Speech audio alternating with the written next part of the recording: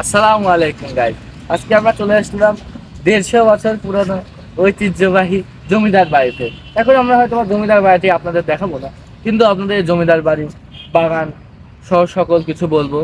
এখন আমরা বলতে যাচ্ছি অনেক আগের একটি ঘটনা, যে সময় আমার আম্মুরা এবং আমার নানুরা বলছেন আমাদের, পাকুড়িয়া হাট যখন প্রচলিত ছিল, তখন যেই লোকই এই দিক দিয়ে এই যে এই রাস্তা দিয়ে যেত, তখন এদিক দিয়ে একটা রাস্তা ছিল, বুঝছেন? তখন এদিক দিয়ে একটা রাস্তা ছিল, যে রাস্তায় সামনে এদিকে সম্ভবত একটি বট গাছ, তেঁতুল গাছ যেন ছিল, ওর উপরে কিছু একটা থাকতো। যখন মানুষ কিছু নিয়ে যেত, তখন ওই জিনিসটা কমে যেত, অনেক কমে যেত। ওই কারণে সবাই পুরো জিনিস নিয়ে যেত না। আসুন আমরা এবার বাগানের ভিউ দেখিয়ে দিই।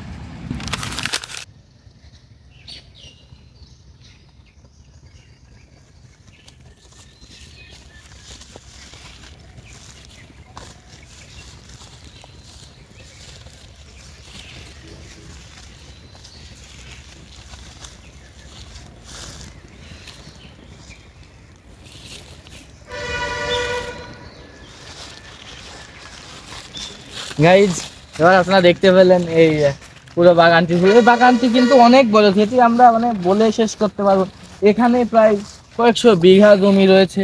আর আপনাদের বলে রাখি, চরেই আমার নানির বাবা অর্থাৎ জমিদার হারান সর্দার, ওনার হচ্ছে প্রায় কয়েক হাজার বিঘা জমি রয়েছে। এবার আমরা আপনাদের সেই জমিদার কিভাবে নিয়েছিল এটা আমরা আপনাদের বলে থাকি। আহ, সেই সময় আমার নানির বাবা আহ, একটি পুরনো জমিদার, অর্থাৎ সেই সময় হিন্দুদের প্রচলন ছিল জমিদার থাকার।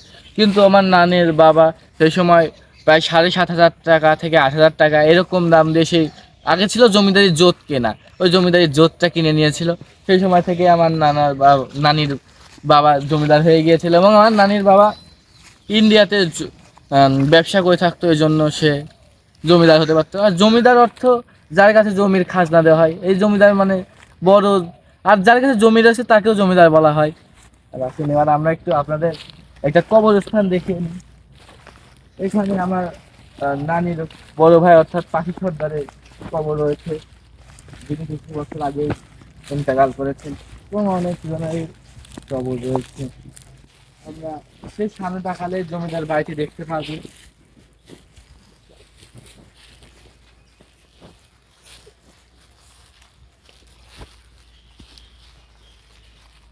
এবার সেই আমাদের সামনে তাকালে আমরা সেই জমিদার বাড়িটি দেখতে পারবো, দেখে নেন একটু। কিন্তু এই জমিদার বাড়িটি এখন আর আগের মতো, এইটা আসল জমিদার বাড়ি না। জমিদার বাড়ি পিছনে আরেকটা রয়েছে, ওইটাই আসল জমিদার বাড়ি। ওইটা এখন দেখানো সম্ভব হচ্ছে না। চলুন আমরা একটু আপনাদের সেই জমিদার বাড়ির পুকুরতে দেখে নিই। গাইজ, আমরা সেই জমিদার বাড়ির পুকুর, এটাকে দিঘিও বলা যেতে পারে। এটি অনেক বড় পুকুর ছিল, এটি অনেক ভয়ঙ্কর ছিল আগে, কিন্তু এখন আর ওই সেই ভয়ঙ্কর যুগ নেই। অর্থাৎ কেউ আর ওইসবে বিশ্বাস করে না বলে এখন আর কিছু মনে হয়। তাই পুকুরটি সম্পর্কে 2-3টি ঘটনা রয়েছে, যেটি আমি শুনেছি আমার নানির মুখ থেকে। আমার নানি বলেছিল একবার আমার নানু ভাইয়া এখানে গোসল করতেছিল, সেই সময় একটা মহিলা দেখছিল, যে মহিলাটিকে দেখতে আমার নানির মতো লাগছিল, যে বসেছিল জামা কাপড় নিয়ে। পরে আমার নানু ভাই যখন গোসল করে উঠে, দেখুন আর দেখে সেই মহিলাটি নেই।